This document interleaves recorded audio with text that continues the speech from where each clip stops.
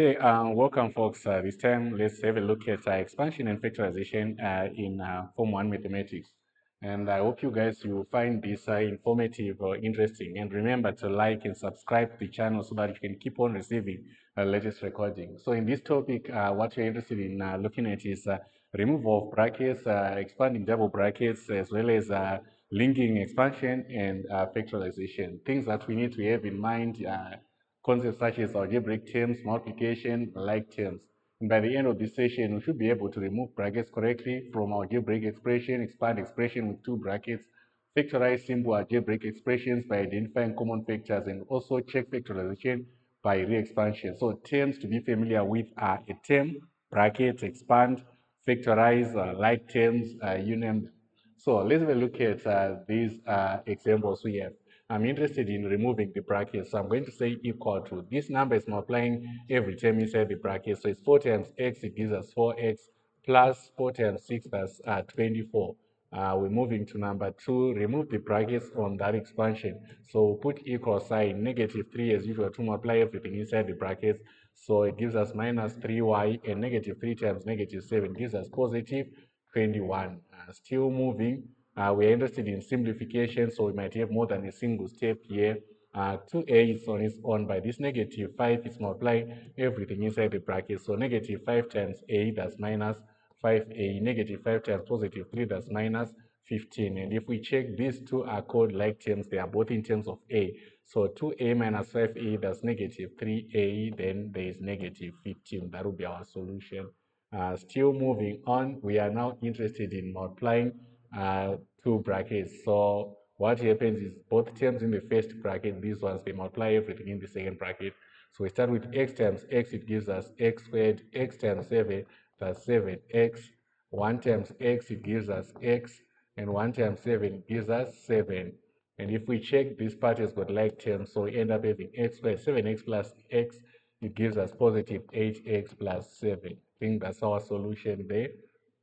Moving on, it's another double bracket, so it's going to be x times x, it gives us x squared. And like we did before, we know the second part is like terms, negative 4x plus 2x, it gives us negative 2x. The negative 4 times 2 is negative 8. I think that will be our solution. Still moving, it's a similar problem to the one we had before. The first two terms, they multiply themselves, it gives us 2x squared. And here I've got, let me change the color. These two, they multiply themselves, they give us 3x. And these last two, they give us 10x. And when I combine the two, it leads me to 13x. And lastly, 3 times 5, it gives us positive 15. I think that's our solution there.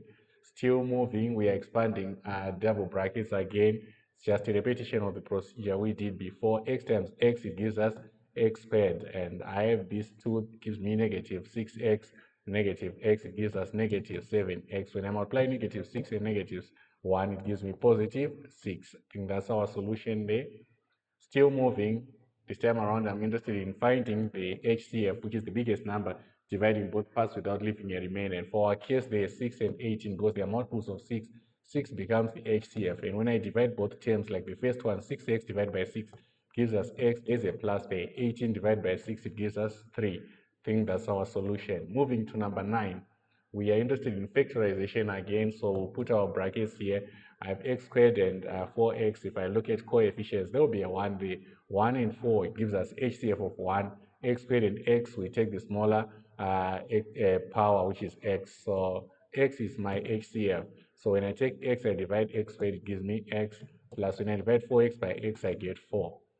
Then the last one, number 10.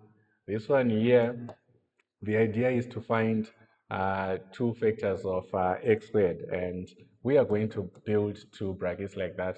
So it's only x and x, where if we do the product, it gives us x squared. Then we're on the last one. Now the last one is tricky. We find two numbers, we multiply them, they give us 20, but when we add, they give us 9. So those are factors of 20, going to be 5 and 4. I think those will be our factors. Folks, that's it for the first part. I hope you guys found it interesting. Let's meet again in the second recording.